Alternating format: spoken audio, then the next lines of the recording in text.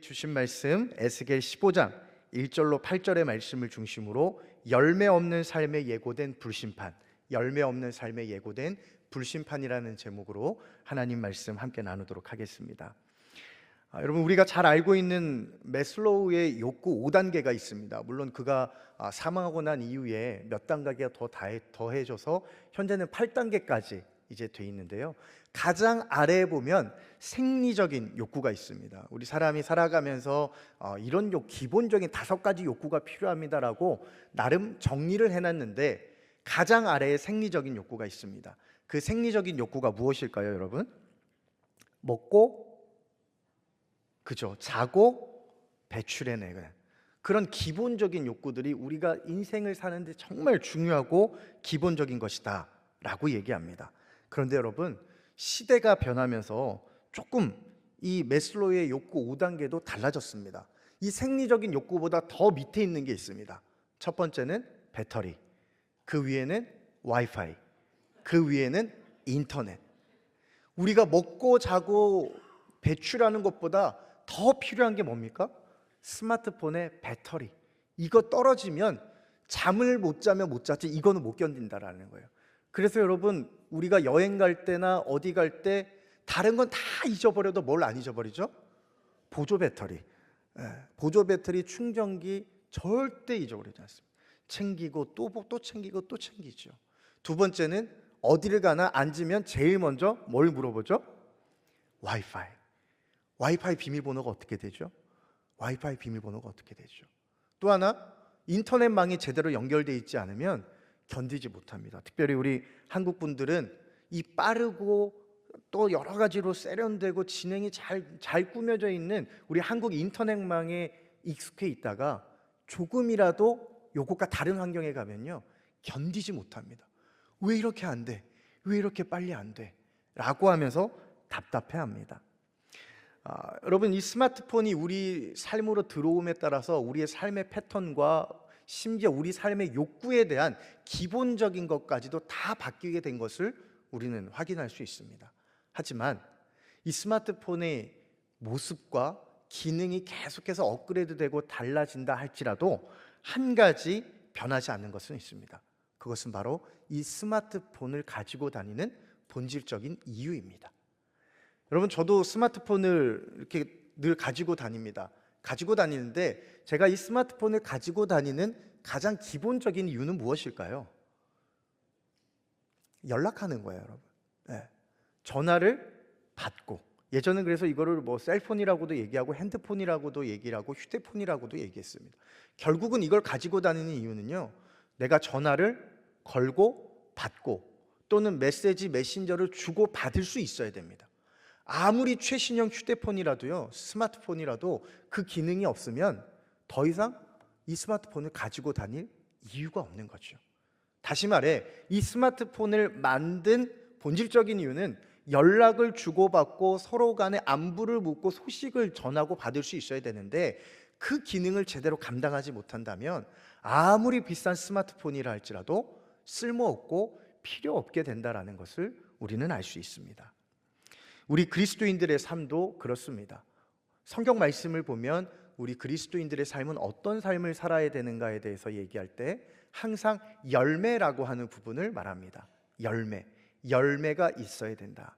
삶에 열매가 있어야 된다. 그런데 만약에 열매를 맺지 못한다면 그 나무는 더 이상 필요가 없다, 쓸모가 없다 라고 하는 말씀들이 성경에 아주 많이 기록이 되어 있습니다. 특별히 오늘 우리가 읽은 에스겔 15장의 말씀도 그렇습니다. 에스겔 15장 말씀은 뭐라고 얘기합니까? 하나님께서 에스겔을 부르죠. 에스겔을 부릅니다. 인자야, 에스겔아 부릅니다. 그리고 2절 말씀에 이렇게 말하죠. 인자야, 포도나무가 모든 나무보다 나은 것이 무엇이랴? 숲속의 여러 나무 가운데에 있는 그 포도나무까지가 나은 것이 무엇이냐? 에스겔아, 너가 저기 숲속에 있는 포도나무를 한번 봐봐. 저 포도나무가 다른 나무보다 더 뛰어나거나 더 그 주인에게 필요한 이유가 뭐라고 생각하니? 나는 잘 없는 것 같은데 너는 뭐라고 생각하니? 라고 얘기합니다. 여러분, 여기서 전제돼야 될 게 있는데 우리는 그냥 포도나무만 생각하는 겁니다. 근데 포도나무는 원래 유용한 나무입니다. 언제요? 열매가 있을 때. 포도 열매가 있을 때는 이 포도나무는 굉장히 유용한, 그 지역에서는 꼭 필요한 나무입니다. 그러나 열매가 없는 포도나무는 굽어지고 휘어지고 껍질이 잘 까져서 아무 필요가 없다라는 것을 얘기하고 있는 겁니다. 다시 말해 2절에서 말씀하시는 이 포도나무는 열매 맺지 못하는, 아무 필요가 없는, 본질적인 것을 충실히 감당해내지 못하는 그 포도나무를 말씀하고 있는 겁니다. 그래서 결국 그 포도나무는 어떻게 됩니까? 오늘 우리가 읽은 성경 말씀 4절 말씀처럼 불에 던질 땔감이 될 뿐이다 라고 얘기합니다. 심지어는 말씀하시죠. 잘 봐, 불에 들어가지도 않았던 이 포도나무까지, 불에 들어가지 않았어도 쓸모가 없는 이 포도나무까지가 만약에 불에 들어갔다 나왔다고 치자, 가만히 있어도 쓸모없는 이 포도나무 가지가 불에 들어갔다 나와서 그을려진다면 이거는 뭐 더 이상 말할 것도 없이 그냥 버려야 되는 거야. 아무런 곳에 필요가 없고 쓸모가 없는 거야 라고 말합니다. 여러분, 하나님께서 왜 에스겔에게 포도나무에 대한 비유를 말씀하셨습니까? 이유는 간단합니다. 이스라엘 백성들에게 포도나무가 매우 익숙하기 때문에 그렇습니다. 그래서 예언서에 보면, 특별히 이사야서에서도 보면 포도원의 노래라고 하는 말씀들이 있죠. 포도원이라는 것은 그 당시 이스라엘 백성들에게 너무나도 익숙했던 주제였습니다. 우리 예수님께서도 말씀하지 않았습니까? 오늘 우리 권사님께서 기도해 주셨는데, 재밌게도 에스겔 15장 그리고 신약 성경의 요한복음 15장 둘 다 포도나무에 대해서 말씀하고 있습니다. 에스겔 15장에서는 하나님께서 에스겔을 통해서 포도나무에 대해 말씀하고 있고, 요한복음 15장은 예수님께서 우리에게 포도나무 비유를 말씀하고 있는데 그 내용 또한 똑같습니다. 요한복음 15장 5절로 6절 말씀 제가 읽어드리겠습니다. 나는 포도나무요 너희는 가지라. 그가 내 안에 내가 그 안에 거하면 사람이 열매를 많이 맺나니 나를 떠나서는 너희가 아무것도 할 수 없음이라. 사람이 내 안에 거하지 아니하면 가지처럼 밖에 버려져 마르나니 사람들이 그것을 모아다가 불에 던져 사르느니라. 예수님도 똑같은 말씀하셨어요. 열매를 맺지 못하는 것은 결국 사람들에 의해서 밖에 던져지고 메마르고 필요 없기 때문에 불에 던져지는 거다. 아무 의미 없는 것이다 라고 말씀합니다. 결국 열매 없는 포도나무가 불에 던져지는 것처럼 지으심대로 살아가지 못했던 이스라엘 백성들, 하나님의 원래 목적대로 살아가지 못했던 이스라엘 백성들, 그들 또한 불에 던져질 것이다 라고 하는 말씀이 오늘 에스겔 15장의 말씀입니다. 이것을 조금 더 바꿔서 얘기하면 이렇습니다. 열매가 없다라는 것이 무엇인가? 그것을 8절 말씀에서는 이렇게 얘기합니다. 이는 그들이 범법함이니라. 결국 열매가 없다라는 것은 하나님께 범법한 이스라엘 백성들의 모습을 얘기를 하는 겁니다.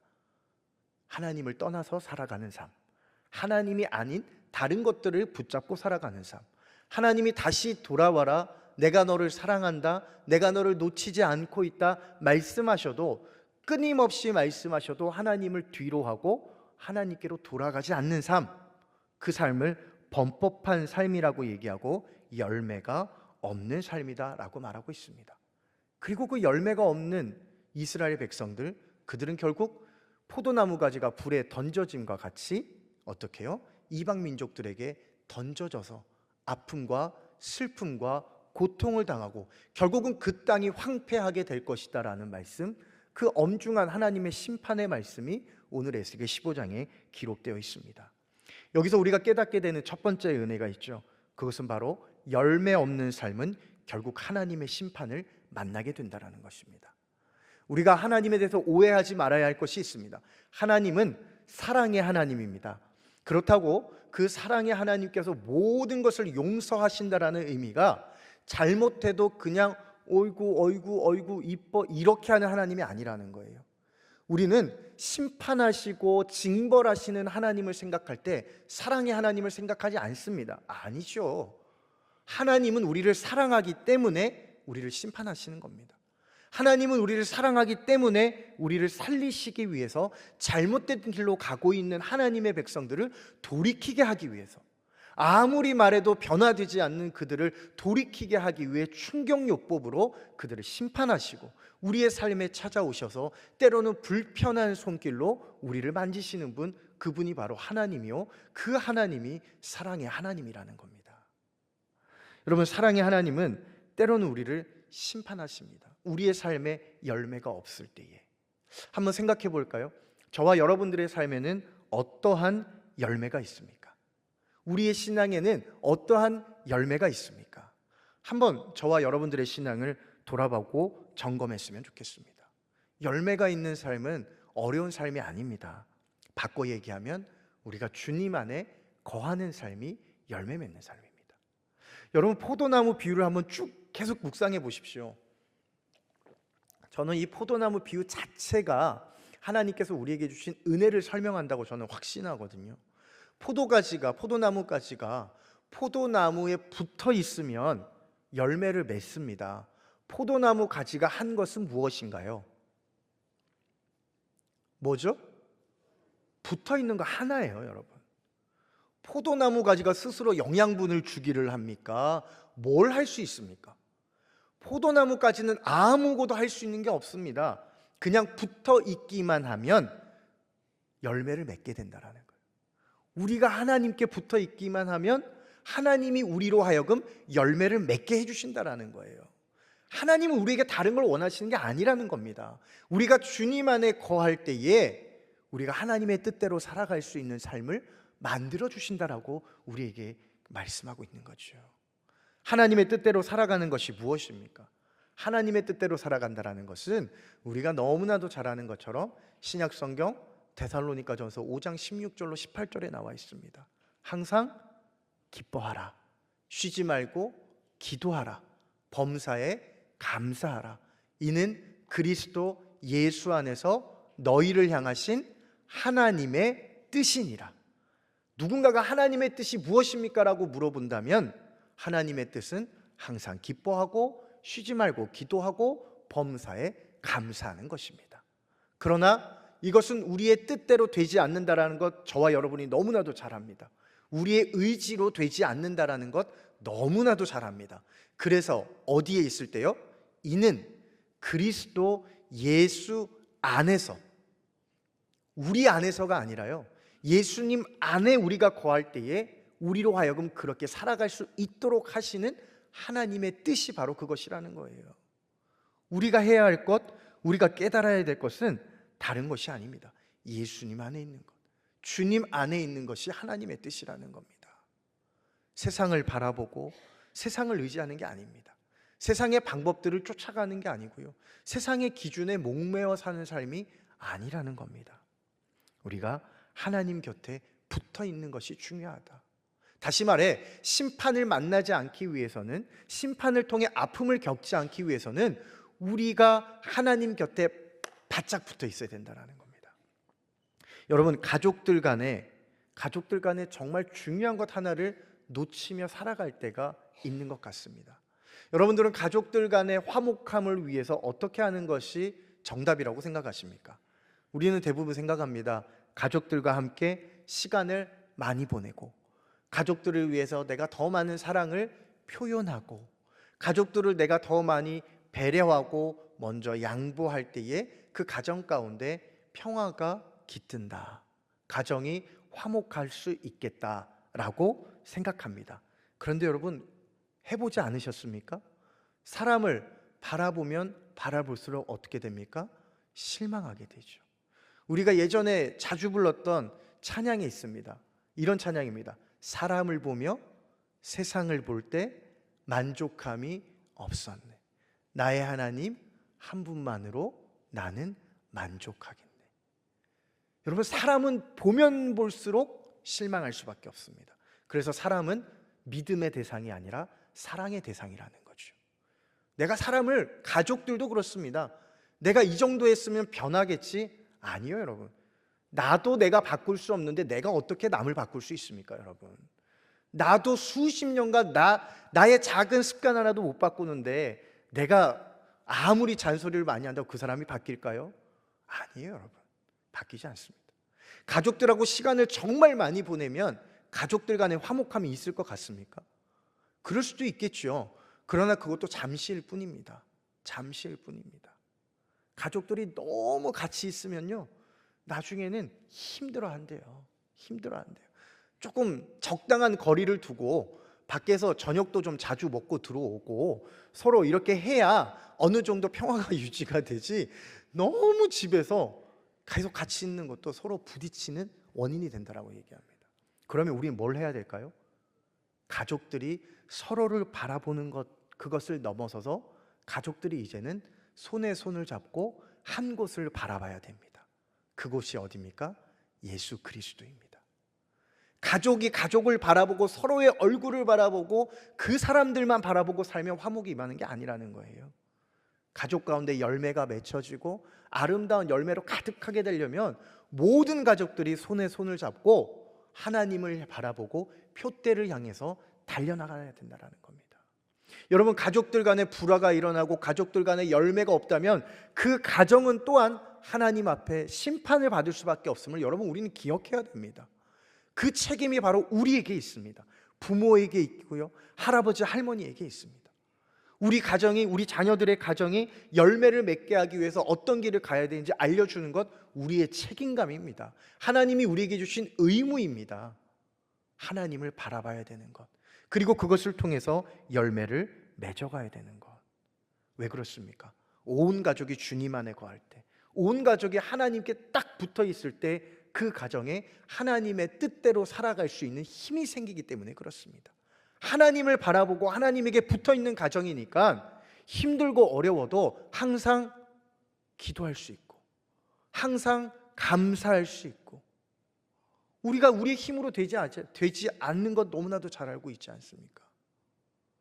그렇기 때문에 하나님 안에 거하는 것이 우리에게 너무나도 중요하고, 하나님께 붙어 있는 것이 우리에게 너무나도 중요하고, 그 붙어 있음으로 말미암아 하나님 안에 거함으로 말미암아 열매를 맺고 심판의 길을 걷지 않을 수 있다라는 말씀을 오늘 우리에게 말씀하고 있는 것입니다.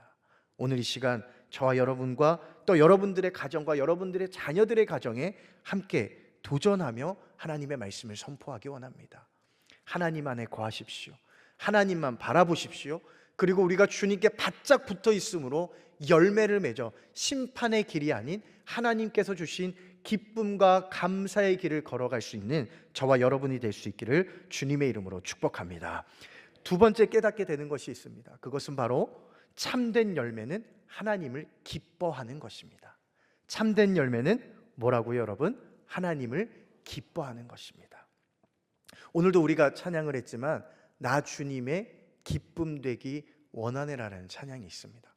우리가 신앙생활을 한번 잘 생각해 보십시오. 여러분, 우리는 우리가 하나님을 기쁘게 해드리기 위해서 굉장히 많은 노력을 해야 된다라고 생각합니다.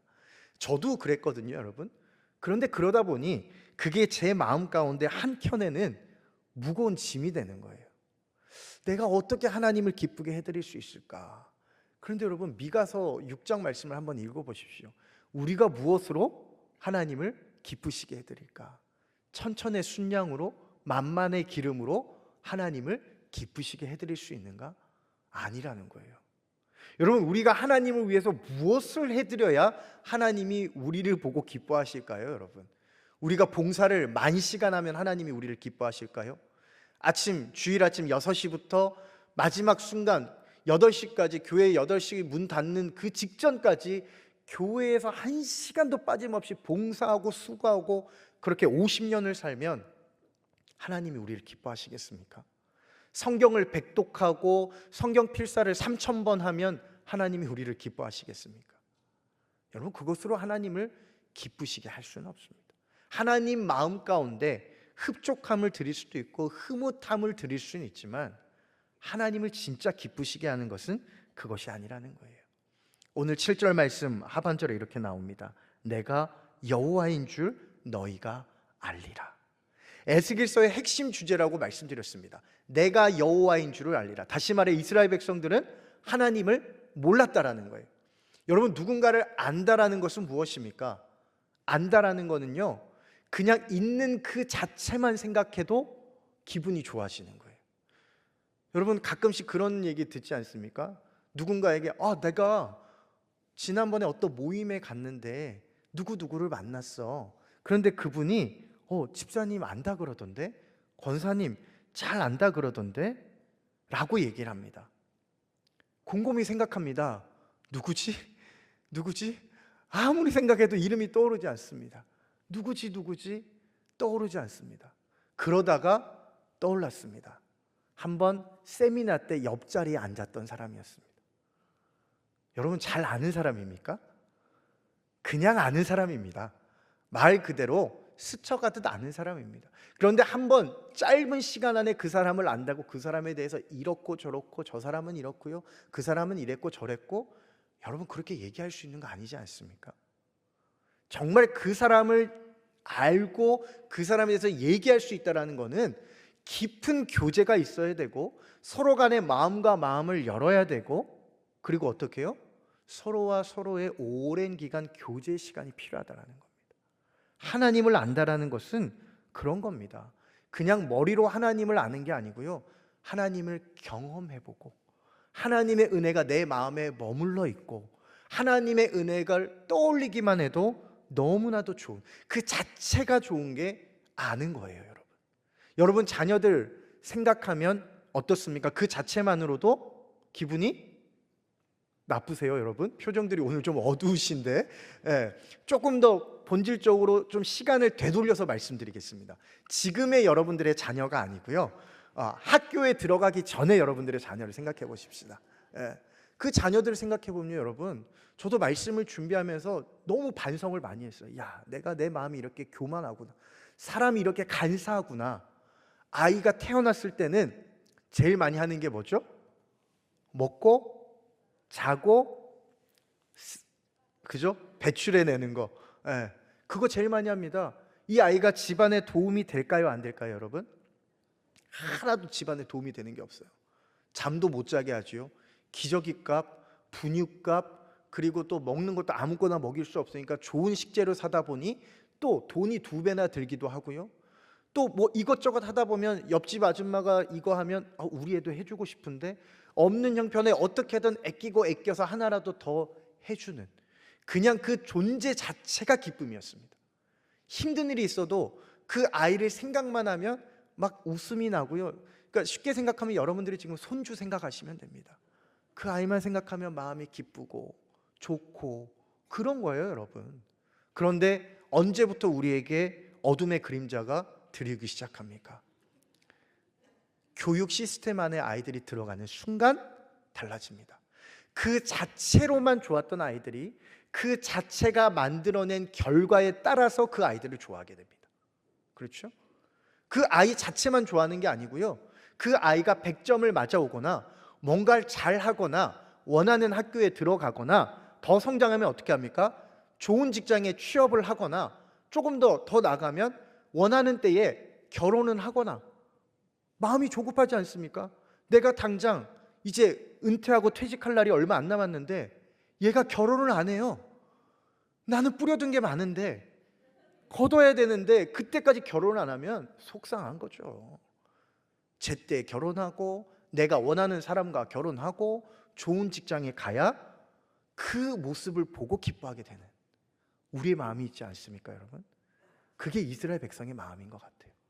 하나님을 하나님 자체만으로 기뻐해야 되는데, 하나님이 나의 하나님인 그 자체로 기뻐하고 하나님을 붙잡아야 되는데, 하나님이 만들어주신 결과에 따라 하나님을 기뻐하다 보니 하나님을 붙잡지 않는 겁니다. 내가 원하는 건 이건데 하나님이 지금 이걸 안 주시는 거예요. 하나님을 붙잡지 않는 거죠. 왜요? 하나님이 나에게 준 결과가 만족이 되지 않으니까. 하나님을 제대로 알지 못한다라는 겁니다. 여러분 혹시 반려견, 반려묘, 반려동물을 키워보신 적이 있으십니까? 저도 예전 대학생 때 부모님 몰래 시츄라고 하는 강아지가 있습니다. 그 시츄를 부모님 몰래 이틀 동안 제 방에서 한번 키워봤습니다. 이틀 동안 방에서 나가지 않았습니다. 이틀 동안 막 어떻게든 키워보려고 선물 받은 그 강아지를 키워보려고 하다 결국 들켰는데 6개월을 키웠습니다. 여러분 반려견을 키워보신 분들은 아시겠지만 정말 요물이더만요. 예. 밖에 나갔다 오니까 튀 달려와서 막 이렇게 반겨주고 하는데 아무도 반겨주지 않아도 강아지는 저를 반겨주더라고요. 강아지가 먹는 게 싸지 않습니다. 또 여간 손이 많이 가는 게 아닙니다. 다 해주면서 그 강아지에게 바라는 게 뭔가요, 여러분? 아프지 마. 딱 하나예요, 여러분. 잘 살아. 여러분 혹시 집에서 어항에 고기를 키워보신 적 있으십니까? 아마 집에 아이들이 있거나 손주들이나 조카나 자녀들을 키워보시다 보면 한 번쯤은 경험해 보셨을 겁니다. 저도 열대어를 몇 번 키워본 적이 있는데 뭐 구피, 엔젤피쉬, 뭐 여러 가지 이런 물고기들이 있지 않습니까? 여러분 이 열대어 키우다 보면 보통 귀찮은 게 아닙니다. 물을 갈 때도요 최선을 다해서 정성을 다해서 갈아야 됩니다. 그리고 다 세팅해 수초도 깔아주고요, 공기 이거 산소포 기계도 넣어주고 깨끗하게 청소해주면서 그 물고기에게 바라는 것이 무엇입니까, 여러분? 딱 하나예요. 오래 살아. 죽지 마. 그겁니다, 여러분. 뭘 바랄까요? 뭘 바랄까요? 하나님이 우리를 바라보는 마음이 딱 그건 것 같아요. 딱 그건 것 같아요. 야, 너 그냥 건강해. 그냥 나랑 오랜 같이 살자. 오랫동안 나랑 같이 그냥 행복하게 살자. 내가 너희들한테 바라는 게 그거야. 그걸 또 다른 말로 바꾸면 뭡니까? 하나님을 즐거워하는 것입니다. 우리 장로교 신앙 고백 가운데 웨스터민스터 소유리 문답이 있습니다. 그 1번 질문과 답이 무엇입니까? 사람의 제일 되는 목적이 무엇입니까? 사람의 제일 되는 목적은 하나님을 영화롭게 하고 영원토록 그분을 즐거워하는 것입니다. 그분을 즐겁게 해드리는 게 아니에요, 여러분. 그분을 즐거워하는 겁니다. 생각만 해도, 떠올리기만 해도 그분 한 분만으로도 만족이 되고 즐거워하는 것, 그것이 바로 하나님을 영화롭게 하는 것이요 우리 사람의 제일 된 목적이다라고 말하고 있는 것입니다. 오늘 성경은 우리에게 분명히 말씀하고 있는 겁니다. 하나님을 제대로 하려고, 하나님을 즐거워하라고. 우리에게 무화과 나무잎이 없고 열매가 없고 감람나무에 열매도 없고 소출도 없고 우리의 양떼가 없어도 외양간에 송아지가 없어도 푸른 초장과 쉴만한 물가가 없어도 여호와가 나의 목자시니 내게 부족함이 없으리로다라고 하는 하나님을 제대로 알고 그분을 즐거워하는 삶을 살라 말씀하는 것입니다. 다시 말해 열매를 맺는 삶은 우리가 무엇인가 애써서 결과물을 만들어내는 것이 아니라 하나님 곁에 바짝 붙어서 하나님을 즐거워하고 어떤 상황 속에서도 하나님만 생각하면 눈물이 기쁨으로 바뀌게 되고 하나님만 생각하면 좌절과 절망이 소망으로 바뀌게 되는 삶, 그것이 바로 열매를 맺는 삶이다 우리에게 말씀하고 있는 것입니다. 저는 오늘 이 시간 저와 여러분에게 도전하며 나가고 싶습니다. 세상 사람들은 오늘도 우리에게 말할 것입니다. 베드로후서 3장 5절, 우리 5절의 말씀에 3장 3절로 5절의 말씀에 그렇게 말하지 않습니까? 주님이 다시 오신다고? 그때가 언젠데? 새하늘과 새 땅이 임한다고? 그때가 언젠데? 언제까지 이렇게 미련하게 믿음만 붙잡고 너희 그렇게 살아갈 건데? 하나님이 너희들에게 있다고? 언제까지 그렇게 힘들게 미련하게 살아갈 건데? 그런데 우리는 알고 있습니다.